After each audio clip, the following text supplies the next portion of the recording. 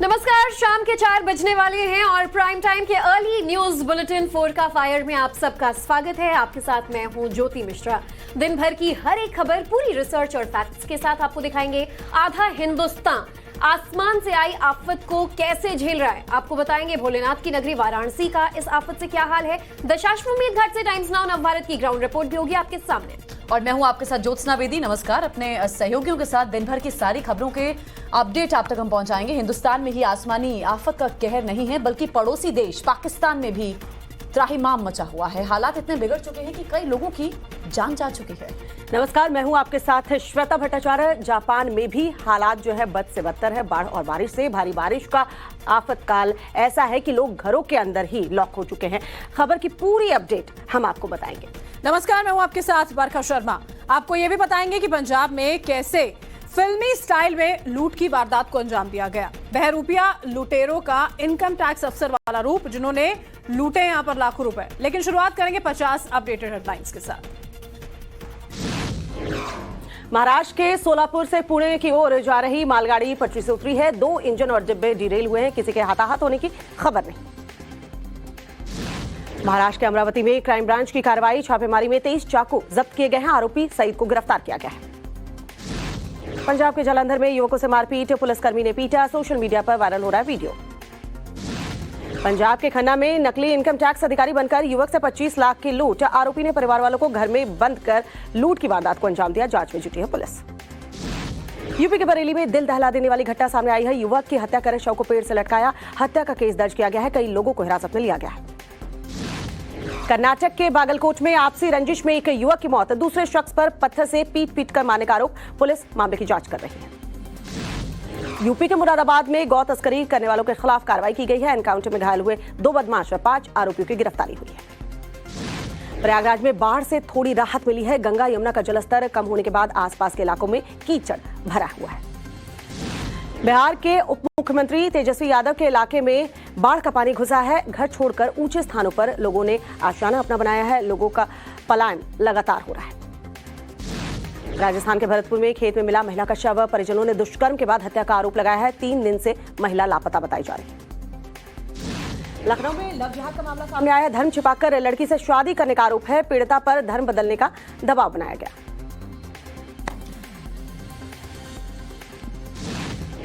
वहीं दुमका में नाबालिग की रेप और हत्या को लेकर बोले एसपी। आरोपी अरमान अंसारी के खिलाफ धारा 302 और पॉक्सो एक्ट के तहत केस दर्ज। मामले की जांच जारी। एनसीपीसीआर की टीम कल दुमका जाएगी। दुमका में मृत बच्चे के परिजनों से मुलाकात करेगी। पुलिस अधिकारियों से पूरी जानकारी ली जाएगी। दुमका में बाबूलाल मरांडी ने पीड़ित परिवार से मुलाकात की। सांसद सुनील सोरेन भी रहे मौजूद। पूर्व विधायक लोइस मरांडी भी बीजेपी कार्यकर्ताओं के साथ पहुंचे। बाबूलाल मरांडी ने दुमका मामले में एनआईए जांच की मांग की है। डीएसपी नूर मुस्तफा के ट्रांसफर की मांग की गई। झारखंड के दुमका मामले को लेकर आरजेडी नेता मृत्युंजय तिवारी का बयान। कहा, बीजेपी दुमका मामले पर जानबूझकर हंगामा कर रही है, जबकि दुमका में आरोपियों पर कार्रवाई जारी है। किसी को बख्शा नहीं जाएगा। दुमका की घटना पर झारखंड कांग्रेस अध्यक्ष राजेश ठाकुर का बयान। कहा, राज्यपाल की चुप्पी के कारण अस्थिर है सरकार। 20 साल से झारखंड में कुछ नहीं हुआ। वहीं महाराष्ट्र के अहमदनगर में लव जिहाद का पर्दाफाश हुआ। नाबालिग बच्चियों के साथ जबरन निकाह कर धर्म परिवर्तन किया जाना था। गुजरात के डीसा में लव जिहाद को लेकर हिंदू संगठन का बंद चेतावनी देते हुए कहा, भविष्य में ऐसा हुआ तो बर्दाश्त नहीं करेंगे। झारखंड के लोहरदगा में नाबालिग लड़की हुई लव जिहाद का शिकार। धर्म छिपाकर शोषण किया। पोल खुलने पर नाबालिग को कुएं में ढकेला।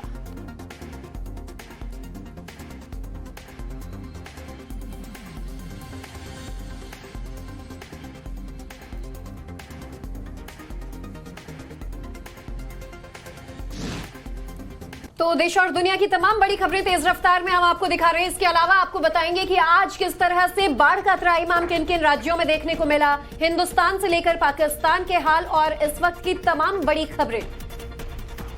बिल्कुल, बाढ़ बारिश से किस तरह आधे हिंदुस्तान से ज्यादा में कहर मचा हुआ है, ये तस्वीर भी आपके सामने हम रखेंगे। वहीं दूसरी तरफ केंद्र सरकार के खिलाफ किस तरह कांग्रेस पार्टी का हल्ला बोल, ये भी आपके सामने होगा। इसी बीच जो बड़ी खबरें आ रही हैं फटाफट अंदाज में एक बार फिर से आपके पास पहुंचा देते हैं। केंद्र सरकार के खिलाफ कांग्रेस की अल्लाह बोलो रैली। बेरोजगारी और महंगाई को लेकर कांग्रेस का सरकार के खिलाफ प्रदर्शन। दिल्ली के रामलीला मैदान में बड़ी संख्या में जुटे कांग्रेसी नेता। राहुल गांधी का रामलीला मैदान से केंद्र पर निशाना, कहा लोगों में महंगाई और बेरोजगारी का डर, केंद्र 2 कारोबारियों को पहुंचा रहा है फायदा, देश में अब नफरत और क्रोध बढ़ता जा रहा है। मोदी सरकार पर हमला बोलते हुए राहुल गांधी ने कहा मुझे ईडी और सीबीआई से डर नहीं लगता, मोदी सरकार ने कारोबारियों के कर्ज माफ किए जबकि गरीबों का कर्ज नहीं माफ किया गया। रामलीला मैदान से राहुल गांधी बोले देश ने ऐसी महंगाई कभी नहीं देखी है, महंगाई पर विपक्ष को कभी नहीं बोलने दिया जाता। केंद्र सरकार पर हमला बोलते हुए राहुल गांधी ने कहा देश में लोगों को डराया जा रहा है, देश में अब क्या हो रहा है किसी से छिपा नहीं, केंद्र सरकार देश को पीछे ले जा रही है। कांग्रेस की रैली में अशोक गहलोत का बयान, कहा देश को गुमराह किया जा रहा है, धर्म के नाम पर राजनीति खतरनाक, एजेंसियों का गलत इस्तेमाल किया जा रहा है। कांग्रेस के प्रदर्शन के बीच रामलीला मैदान में लगाए गए राहुल गांधी के पोस्टर, कांग्रेस पार्टी का अध्यक्ष बनाने की मांग। कांग्रेस की रैली को लेकर प्रियंका गांधी का ट्वीट, पीएम मोदी पर हमला बोला, लिखा आप अपनी जिम्मेदारी से भाग नहीं सकते, जनता की तकलीफ सुननी पड़ेगी। झारखंड के विधायकों के रायपुर स्टे के बारे में बोले छत्तीसगढ़ के मुख्यमंत्री भूपेश बघेल, कहा मैं उनको बचाने वाला कौन होता हूं, वो सभी प्रदेश में मेरे मेहमान हैं। राहुल गांधी पर शहजाद पूनावाला का तंज, ट्वीट कर साधा निशाना, लिखा कांग्रेस हल्ला बोल रैली के जरिए राहुल को रिलॉन्च कर रही है। कांग्रेस से अलग होने के बाद जम्मू दौरे पर गुलाम नबी आजाद एयरपोर्ट पर कार्यकर्ताओं ने ढोल नगाड़ों के साथ किया उनका स्वागत। जम्मू में गुलाम नबी आजाद ने समर्थकों को संबोधित किया, सैनिक कॉलोनी में की जनसभा, नबी को सुनने के लिए मौजूद रही भारी भीड़। गुलाम नबी आजाद का बयान, कहा मेरे लिए सभी लोग बराबर हैं, जम्मू कश्मीर के लोग मेरे दिल की धड़कन। कांग्रेस नेता राहुल गांधी पर गुलाम नबी आजाद का बयान, कहा राहुल गांधी को शहंशाही मुबारक, कांग्रेस अब सिर्फ ट्विटर तक सिमट कर रह गई है। जम्मू में गुलाम नबी आजाद की रैली को लेकर कांग्रेस नेता जयराम रमेश का तंज, कहा हम कांग्रेस की रैली की बात कर रहे हैं, बीजेपी की रैली की नहीं। आज जम्मू दौरे पर गुलाम नबी आजाद जम्मू सैनिक कॉलोनी में जनसभा को किया संबोधित। गुजरात के अहमदाबाद में अमित शाह छठे जेल अखिल भारतीय कार्यक्रम में हुए शामिल, कहा हर व्यक्ति स्वभाव से अपराधी नहीं होता है। अमित शाह के साथ गुजरात के सीएम भूपेंद्र पटेल भी थे मौजूद। अहमदाबाद दौरे पर गृह मंत्री अमित शाह, विद्यार्थियों को दी सौगात, 3 स्मार्ट स्कूल्स का किया उद्घाटन। यूपी के बिजनौर में सीएम योगी ने पीडब्ल्यूडी गेस्ट हाउस में पौधारोपण किया, अधिकारियों के साथ बैठक की। मणिपुर जेडीयू के 5 पूर्व विधायक बीजेपी में शामिल, जेपी नड्डा की मौजूदगी में ली सदस्यता। श्रीलंका के विदेश मंत्री अली साबरी ने भारत का आभार जताया है, कहा आर्थिक मदद के लिए इंडिया का धन्यवाद, हम साथ साथ मिलकर ऊंचाइयों पर पहुंचेंगे। बांग्लादेश की प्रधानमंत्री शेख हसीना ने प्रधानमंत्री मोदी की तारीफ की है, कहा रूस यूक्रेन युद्ध के दौरान भारत ने अपने छात्रों के साथ साथ बांग्लादेश के भी छात्रों को निकाला, प्रधानमंत्री मोदी का तहे दिल से शुक्रिया। बांग्लादेश की प्रधानमंत्री शेख हसीना का अल्पसंख्यक समुदाय की सुरक्षा पर बयान, कहा हमारे यहाँ सब कुछ ठीक है, कभी कभी कुछ घटनाएं घटती हैं तो हम तुरंत कार्रवाई करते हैं। अमेरिका के कैलिफोर्निया में जंगल की आग से तबाही, इलाके में करीब 100 घर और कई और इमारतें जलकर खाक, अब तक 2 लोगों के घायल होने की पुष्टि हुई है। पाकिस्तान में बाढ़ से अब तक 1265 लोगों की मौत हो चुकी है। सिंध इलाके में तबाही के बाद आम जनजीवन प्रभावित हुआ है। ब्रिटेन के एक दंपति ने अपने बच्चे का नाम रखा पकोड़ा, सोशल मीडिया पर लोग ले रहे हैं चटकारे।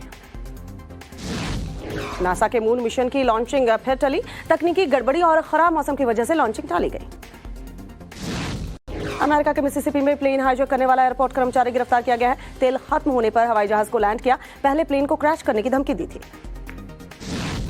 एशिया कप में अफगानिस्तान की पहली हार है, श्रीलंका ने 4 विकेट से मात दी।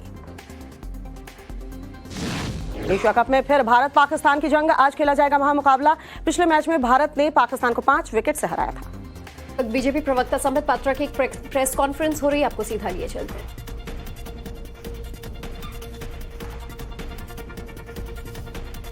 तो कहीं ना कहीं the attack is directly on the constitution of India. ये भारत के संविधान के ऊपर हमला है, ये जुडिशियरी की इंडिपेंडेंस के ऊपर हमला है। और हम तो आग्रह करेंगे इसमें जुडिशियरी को सुओ मोटो कॉग्निजेंस लेना चाहिए राहुल गांधी के इस वक्तव्य का। और ये कोई पहली बार कांग्रेस पार्टी के नेता इस भाषा का प्रयोग जुडिशियरी के लिए नहीं कर रहे हैं। आज विश्व में अगर सबसे कायदे से काम करने वाली, सबसे सशक्त जुडिशियरी किसी की है, सबसे इंडिपेंडेंट जुडिशियरी किसी की है, तो वो हिंदुस्तान की है।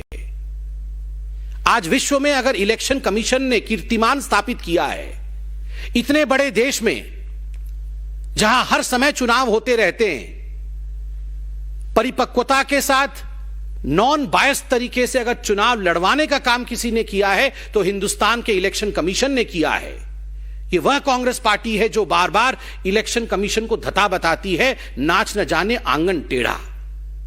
खुद इलेक्शन लड़ नहीं सकते हैं और इलेक्शन कमीशन को बिका हुआ बताते हैं, उद्योगपतियों के दबाव में काम करने वाले बताते हैं। यह बहुत ही चिंता का विषय है और मुझे लगता है प्रत्येक हिंदुस्तानी को इसका संज्ञान लेना चाहिए। जुडिशियरी, इलेक्शन कमीशन, मीडिया को बिका बताने वाला नेता कभी भी सही मायने में नेता नहीं हो सकता। और जहां तक जांच एजेंसियों का सवाल है, भ्रष्टाचारियों को डरना चाहिए।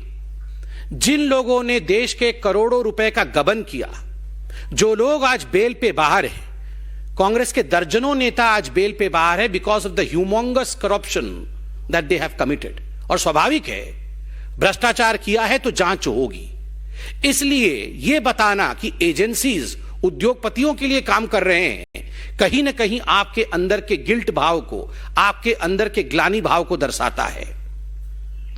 राहुल जी, आपने कहा कि हिंदुस्तान की जो हालत है वो खराब है।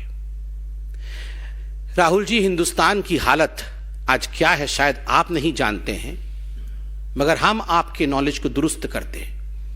Let me enlighten you as to what is the condition of India today.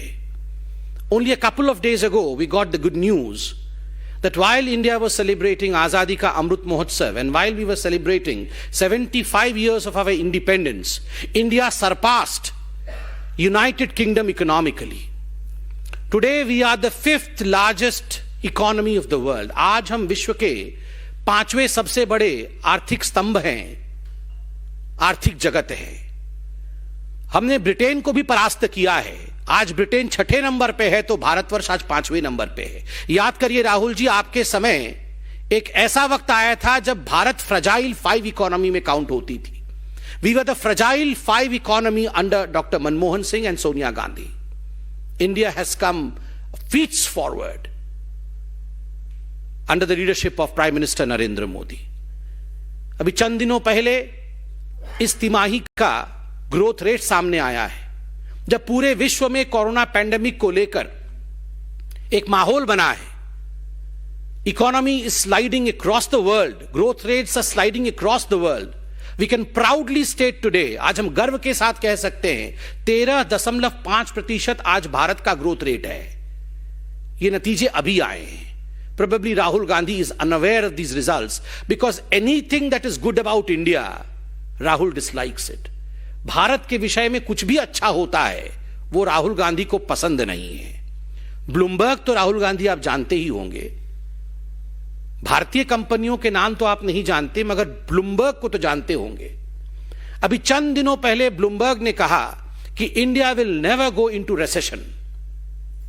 Bharat कभी भी रिसेशन में जा नहीं सकती है because of basics are strong. Under the leadership of mister Narendra Modi, हमारे प्रधानमंत्री के नेतृत्व में भारत इस प्रकार से सशक्त हुआ है कि हम कभी भी मंदी की तरफ गति नहीं करेंगे। और आप कह रहे हैं हिंदुस्तान की हालत खराब है। कोरोना के बावजूद हिंदुस्तान ने जिस प्रकार अपने आप को संभाला है, यह अपने आप में बहुत बड़ी बात है। आपने पाकिस्तान, चाइना, इनके विषय में बात की। 5-6 बार चाइना चाइना चाइना किया। चाचा नेहरू ने कितनी जमीन दी थी, मैं उस राजनीति में अभी जाना नहीं चाहता। राहुल जी, जब डोकलाम स्टैंड ऑफ हुआ था तब आप चाइना के अधिकारियों के साथ टेंट के नीचे रंगे हाथ पकड़े गए थे, और आज आप चाइना चाइना कर रहे हैं, पाकिस्तान कर रहे हैं। जब सर्जिकल स्ट्राइक होता है, एयर स्ट्राइक होता है, तो आप उस सर्जिकल स्ट्राइक को धता बताते हैं, आप उसे खून की दलाली बताते हैं, और आप अपने एम्बेसडर मणिशंकर अय्यर को पाकिस्तान भेजते हैं, जहां जाके मणिशंकर अय्यर कहते हैं मोदी को हटाना होगा, सरकार भारत में गिराना होगा और पाकिस्तान को हमारा साथ देना होगा, और आप नफरत और क्रोध की राजनीति का विषय उठाते हैं। शर्म आनी चाहिए राहुल गांधी आपको। एक आश्चर्य का विषय है, राहुल गांधी जी ने आज कहा कि कांग्रेस पार्टी एक अलग जीएसटी लाना चाहती थी, हम एक अलग जीएसटी लाना चाहते थे। वो जीएसटी भी अलग लाना चाहते थे, वो राफेल भी अलग लाना चाहते थे, वो आईएनएस विक्रांत भी अलग कमीशन करना चाहते थे, वो हिंदुस्तान की आर्मी के लिए बॉर्डर में भी रोड्स कंस्ट्रक्ट करना चाहते थे। मगर 70 वर्षों तक सत्ता में रहने के बावजूद ये सब केवल वो चाहते थे, हुआ कुछ नहीं, क्योंकि कमीशन खा करके ये सारे काम डस्टबिन में चले जाते थे। Your performance was zero, you lived only in selling dreams, केवल सपनों को बेचना। दादाजी कहते थे गरीबी हटाना है, नानी जी कहती थी गरीबी हटाना है, पिताजी कहते थे गरीबी हटाना है, माताश्री कहती थी गरीबी हटाना है। मगर आलम यह था कि 2014 से पहले 22% लोग भारतवर्ष में गरीबी रेखा से नीचे थे और आज 12% लोग इस गरीबी रेखा से ऊपर उठ चुके हैं, और जो लोग गरीबी रेखा से नीचे रहते हैं वो अब 10% रह गए हैं। तो स्वाभाविक रूप से कौन गरीबी रेखा से ऊपर उठा रहा है और कौन केवल गरीबी हटाओ का नारा देता था और गरीबों के लिए काम नहीं करता था, इस विषय में बताने की आवश्यकता नहीं है। आप सब ने देखा होगा कि कोरोना के बावजूद 0.8% लोग जो अत्यधिक गरीब थे, कोरोना के बावजूद इस आंकड़े में किसी प्रकार की बढ़ोतरी नहीं हुई। 0.8% लोग ही उस स्टैटिस्टिक। तो कांग्रेस पार्टी पर हमलावर आप संबित पात्रा को सुन रहे थे। वहीं राहुल गांधी का भी केंद्र सरकार पर बड़ा हमला, लगातार वो इस तरह की बयानबाजी केंद्र सरकार के खिलाफ करते रहे हैं। उन्होंने एक बार फिर से दोहराया, जिसको डर उसके दिल में नफरत। ये राहुल गांधी कह रहे हैं, जिसको डर नहीं उसके दिल में नफरत नहीं। ये राहुल गांधी का आज अपने संबोधन में कहना था। देश में नफरत और क्रोध बढ़ता जा रहा है, देश में लोगों को डराया जा रहा है। मैंने 55 घंटे ईडी के सामने पूछताछ में दिए हैं, मैं डरने वाला नहीं हूं। मोदी सरकार ने अपने वादे पूरे नहीं किए। केंद्र में जब कांग्रेस पार्टी की सरकार थी तो मोदी सरकार के तमाम बड़े नेता कहते थे बहुत ही महंगाई की मार, अब की बार मोदी सरकार। आप सरकार में तो आ गए, लेकिन आपने 2 कॉर्पोरेट्स को ही फायदा पहुंचाया, देश के जनमानस का ख्याल नहीं रखा। ये कांग्रेस पार्टी लगातार केंद्र सरकार पर हमलावर नजर आ रही है।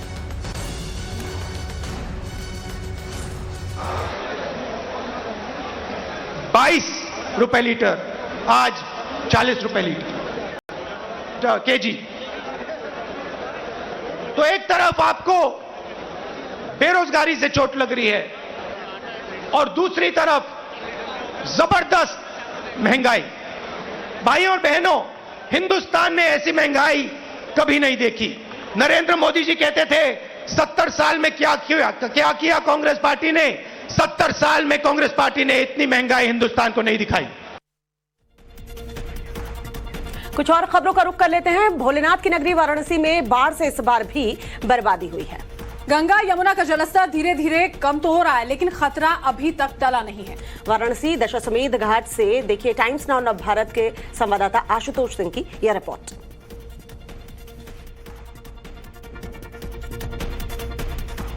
महादेव की नगरी में सैलाब का सितम अभी भी जारी है। गंगा और उसकी सहायक नदियों का जलस्तर जरूर कम हुआ है, लेकिन दुश्वारियां अभी भी बरकरार हैं। इस वक्त हम वाराणसी के प्रसिद्ध दशाश्वमेध घाट पर मौजूद हैं और यहां की तस्वीरें आपको दिखाने की कोशिश कर रहे हैं। पिछले 1 हफ्ते से इस घाट पर वाटर कर्फ्यू सा नज़ारा दिख रहा है। चारों तरफ आपको सिर्फ और सिर्फ पानी ही नजर आएगा। छोटे बड़े मंदिर हो या घाट की सीढ़ियाँ हों, सभी जलमग्न हो चुकी हैं। इसके साथ ही जो आसपास जो नावें चला करती थी गंगा में, वो बिल्कुल खामोश हैं, खड़ी हैं। इसके साथ ही हम एक और तस्वीर दिखाने की कोशिश करते हैं कि सामने जल पुलिस का ये चौकी है, लेकिन ये चौकी भी पिछले 1 हफ्ते से ऐसे ही जलमग्न है। इसके साथ ही बगल में पर्यटन पुलिस की भी चौकी है, वो भी बिल्कुल जलमग्न है। तो निश्चित तौर पर जो खतरा है वो अभी भी बरकरार है। फिलहाल न सिर्फ दशाश्वमेध घाट पर बल्कि जो सभी 84 घाटों की स्थिति है, जो तस्वीर है, कुछ ऐसी ही नजर आ रही है। न सिर्फ घाटों की बल्कि जो तटवर्ती इलाके हैं वहाँ पर भी पानी एक तरीके से जमा हो गया था, लेकिन अब वो पानी धीरे धीरे उतर रहा है।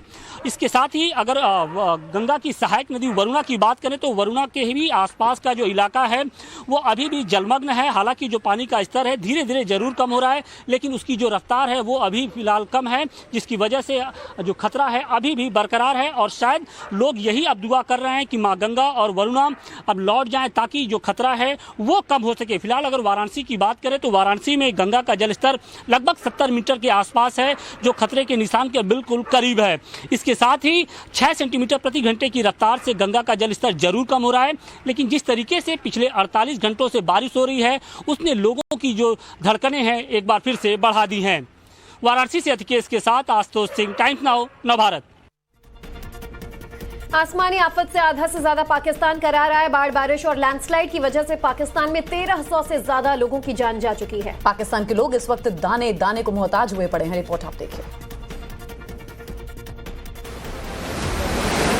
कंगाल पाकिस्तान बाढ़ और बारिश से कराह रहा है। प्रलयकारी बाढ़ से पाकिस्तान का बड़ा हिस्सा तबाह हो चुका है। गांव के गांव पानी में डूब चुके हैं, सड़कों का नामो निशान तक नहीं है। यह पाकिस्तान का दादू जिला है, जहां तक नजरें जाए पानी ही पानी है। यहाँ इंसानी हलचल पूरी तरह बंद है। लोग घर बार छोड़कर सुरक्षित जगहों पर जा रहे हैं। अब जरा आसमान से ली गई बाढ़ की इन डराने वाली तस्वीरों को देखिए। लोगों के मकान, खेत खलिहान सब जलमग्न हो चुके हैं। पूरा इलाका सैलाब में समाया हुआ है। लोगों के पास न खाने का सामान बचा, न रहने का आसरा। बाढ़ की मार झेल रहे लोग बस इसी तरह जिंदगी गुजर बसर कर रहे हैं। प्रलयकारी बाढ़ से पाकिस्तान में फसलें तबाह हो चुकी हैं। पाकिस्तान पहले से ही महंगाई से त्रस्त है, अब सैलाब की दोहरी मार ने भी यहाँ जीना मुहाल कर दिया। बाढ़ प्रभावित पाकिस्तान को ईरान और अफगानिस्तान ने सब्जियां भेजी हैं, लेकिन सैलाब की वजह से सप्लाई में भी दिक्कतें हो रही हैं। और जापान भी कुदरत की दोहरी मार झेल रहा है। भारी बारिश की वजह से जापान में हाल बेहाल है। कितने घंटे बाद जापान से टकराएगा सबसे शक्तिशाली तूफान? देखिए 1 मिनट में पूरी रिपोर्ट।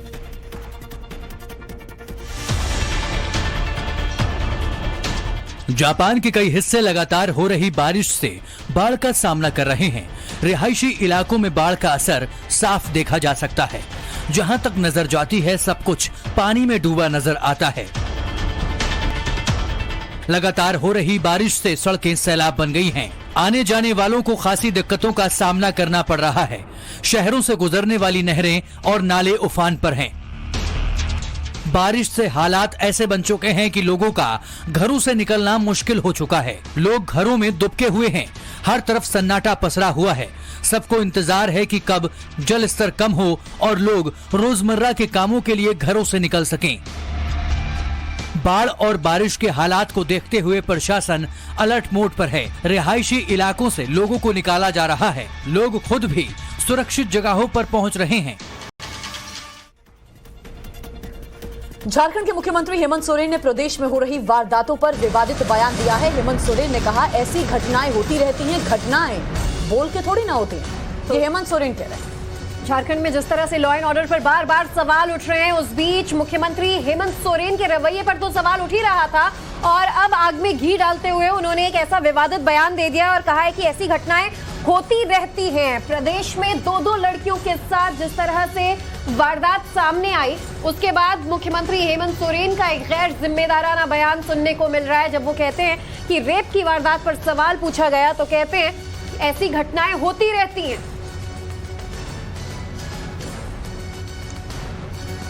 हेमंत सोरेन पर भारतीय जनता पार्टी लगातार हमलावर है, क्योंकि कानून व्यवस्था का जनाजा उनके खुद के राज्य में निकल रहा है। और एक बार देखिए, बोले हैं हेमंत सोरेन तो गैर जिम्मेदाराना बयान ही उन्होंने दिया। रेप और हत्या की घटनाओं पर बोल रहे हैं कि ऐसी घटनाएं होती रहती हैं, घटनाएं बोलकर नहीं आती। किस तरीके से लगातार घटनाएं हो रही है, आप ही के फिर दोबारा भैया बच्चा घटनाएं तो होती रहती है। घटनाएं कहाँ नहीं होती? घटना तो बोल के आता नहीं। तो इसको किस तरीके से लिया जाए? कल आपने ट्वीट भी किया, हमने अपनी वेतन वृद्धि में भी थोड़ा सा हमने अपनी चुप रहिए जो सोच थी आप लोग के समझ रखी। सर बच्चे को क्या आशीर्वाद दिए भैया? छोटी बच्चा सर जनता की और हमारे सहयोगी मोहित भट्ट हमारे साथ जुड़ चुके हैं, सीधा उनका रुख कर लेते हैं। मोहित, किस तरह की स्थिति प्रदेश में बनी हुई है, किसी से छिपी हुई नहीं है? क्या है कानून व्यवस्था, वो सब देख पा रहे हैं। और उसके बाद सूबे के मुखिया का ऐसा असंवेदनशील बयान। जी बिल्कुल, साफ तौर से एक बेहद ही गैर जिम्मेदारा इररिस्पॉन्सिबल स्टेटमेंट है ये हेमंत सोरेन का। जब उनसे दुमका के घटना के बारे में पूछा गया, उन्होंने कहा ऐसी घटनाएं होती रहती हैं। तो सवाल ये उठता है कि ऐसी घटनाएं होती रहती है तो आप क्या कर रहे हैं? आप चीफ मिनिस्टर है, आपकी रिस्पॉन्सिबिलिटी है कि ऐसी घटनाएं ना हो। और दुमका जैसे इलाके में जो कि सोरेन परिवार का गढ़ है, वहाँ पर आप देखिए कि एक घटना होती है जिसमें एक लड़की को जला दिया जाता है अभियुक्त शाहरुख के द्वारा। उसके बाद पुलिस मामले को हश हश करने की कोशिश करती है। उसके बाद जब मीडिया में उठता है उसके बाद जाके एक्शन लिया जाता है। फिर अगर दूसरा केस को देखा जाए तो यहाँ पे भी है कि माइनर जो गर्ल है ट्राइबल, उनको फांसी पे लटका दिया जाता है। और फिर उसके बाद जब हेमंत सोरेन से पूछा जाता है, वो कहते हैं ऐसी घटनाएं होती रहती हैं। पुलिस आपकी है सर, IAS ऑफिशियल्स आपके नीचे काम कर रहे हैं, एडमिनिस्ट्रेशन आपके नीचे काम कर रही है।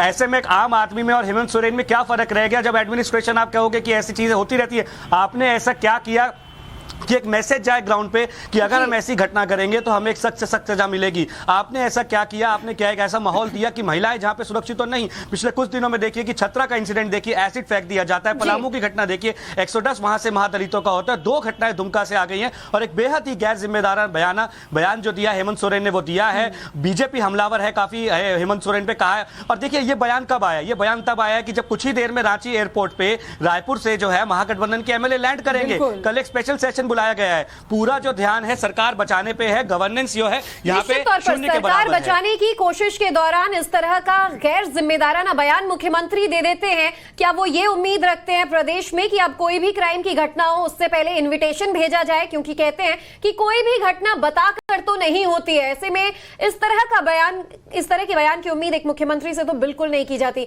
मोहित, अपडेट्स आपसे लेते रहेंगे। शुक्रिया फिलहाल इस पूरी जानकारी के लिए। दुमका में नाबालिग लड़की की मौत पर सियासत गरमाती जा रही है। पूर्व CM बाबूलाल मरांडी नाबालिग के परिजनों से मुलाकात करने के लिए गए थे। मरांडी से इस मामले की जांच NIA से कराने की मांग की गई है। रिपोर्ट आप देखिए। यह है आधुनिक भारत की तस्वीर। आजादी के 75 साल बीत गए, फिर भी यहाँ एक भी पक्के मकान नहीं है। कच्चे दीवारों पर घास फूस के छप्पर हैं। झारखंड के पूर्व मुख्यमंत्री आए हैं दुख दर्द बांटने। अगर मुख्यमंत्री रहते, इन गरीबों की झोपड़ी में आए होते तो शायद आज इस बस्ती की शक्ल सूरत बदली होती। लेकिन वो भला क्यों आते? आज आए हैं अपनी खोई हुई राजनीति को धार देने। मौका है इसीलिए लपक लेना चाहते हैं। पूर्व CM और बीजेपी विधायक दल के नेता बाबूलाल मरांडी दुमका के कुचियाडाली गांव पहुंचे। नेताजी के पहुंचते ही महिलाएं रोने लगी। महिलाओं के चेहरे पर दर्द और खौफ है। ये वही गांव है जहां मुस्लिम युवक ने आदिवासी लड़की से दुष्कर्म कर हत्या कर दी। लड़की का शव पेड़ पर लटका मिला था। पूर्व CM ने पीड़ित परिवार से मुलाकात की और इस मामले की ANA जांच करवाने की मांग की गई है। अगली खबर यूपी के बरेली से है। यूपी के बरेली में युवक की मौत पर परिजनों का गुस्सा जो है वो फूट पड़ा है। युवक का शव पेड़ से लटका हुआ मिला, जिसके बाद इलाके में कोहराम मच गया। पुलिस इस प्रेम प्रसंग से जोड़कर देख रही है। रिपोर्ट आपको दिखाते हैं, देखिए जरा। सैकड़ों लोगों की भीड़, रोते बिलखते घर वाले, लाश को रोड पर रखकर मातम करता परिवार। तस्वीरें बरेली से हैं। यहां पर सुनील कुमार नाम के शख्स की लाश पेड़ पर लटकी मिली है, जिसके बाद से इलाके में हंगामा और सुनील के परिवार में कोहराम मचा हुआ है। बताया जा रहा है कि मामला प्रेम प्रसंग से जुड़ा हुआ है। इलाके की ही एक लड़की के साथ सुनील की फोटो सोशल मीडिया पर वायरल हुई।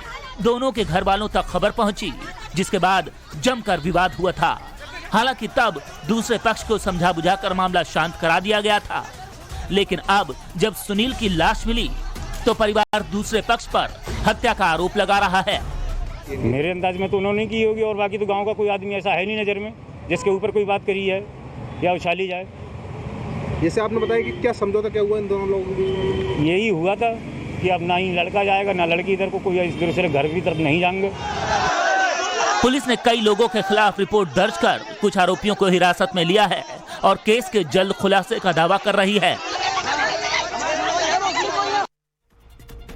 और इस दौरान एक ब्रेकिंग न्यूज आपको दे दें, उद्योगपति साइरस मिस्त्री के निधन की खबर आ रही है। बताया जा रहा है कि एक सड़क हादसे में साइरस मिस्त्री की मौत हो गई। टाटा सन्स के पूर्व चेयरमैन थे साइरस मिस्त्री। मुंबई अहमदाबाद हाईवे पर वो जा रहे थे और इस दौरान सड़क हादसे का शिकार हो गए। उनकी कार इस दुर्घटना का शिकार हुई। तस्वीरों में आपको हम दिखा रहे हैं साइरस मिस्त्री, जो कि टाटा ग्रुप्स के 6वें चेयरमैन थे। हालांकि बहुत बड़े उद्योगपति साइरस मिस्त्री नहीं रहे। उनके कार की ये तस्वीर आप देखिए, किस तरह से दुर्घटना का वो शिकार हो गए और एक दर्दनाक मौत उनकी आज हुई है। बड़ी खबर, मुंबई अहमदाबाद हाईवे पर साइरस मिस्त्री की कार हादसे का शिकार हुई। टाटा सन्स के पूर्व चेयरमैन साइरस मिस्त्री इस कार में मौजूद थे और इस दुखद सड़क हादसे में उनकी आज मौत हो गई है। टाटा सन्स के पूर्व चेयरमैन साइरस मिस्त्री नहीं रहे। एक एक्सीडेंट में आज उनकी जान चली गई। अब से कुछ देर पहले ये खबर आई थी और उनके कार की ये तस्वीर देखकर आप अंदाजा लगा सकते हैं कि ये सड़क हादसा कितना ज्यादा भीषण था कि उन्होंने इस हादसे में दम तोड़ दिया। ये सड़क हादसा देखिए यहाँ पर हुआ है, जिससे जुड़ी हुई जानकारी हम आप तक पहुंचा रहे हैं। शिवानी हमारे साथ, हमारे सहयोगी जुड़ चुकी हैं। शिवानी, क्या जानकारी इससे जुड़ी हुई मिल पा रही है? बताया गया कि मुंबई से सटे पालघर के आसपास हादसा हुआ। जी बिल्कुल, देखिए साफ तौर पर बताया जा रहा है कि ये जो एक्सीडेंट है ये किसी मूवमेंट के लिए वीकेंड के दौरान यहाँ पर आए हुए थे, जहाँ पर साइरस मिस्त्री जो हैं मुंबई अहमदाबाद जो नेशनल हाईवे है उस दौरान उनकी जो सूर्य नदी है यहाँ पर उसके ऊपर जो ब्रिज है उसके ऊपर उनका एक्सीडेंट हो गया। हालांकि एक्सीडेंट इतना ज्यादा खतरनाक था कि उनको काफी ज्यादा चोटें पहुंची हैं। हालांकि अब तक इस बात की पुष्टि नहीं की गई है कि वो अकेले थे या उनके साथ कोई और लोग थे या वो हादसा किस वजह से किस तरह से हुआ है। लेकिन पुलिस द्वारा इस बात कंफर्मेशन की गई है कि वो इस तरफ आए थे, दोबारा मुंबई की तरफ रवाना होना चाहते थे और उसी के दौरान जो है ये एक्सीडेंट हुआ साइरस मिस्त्री का।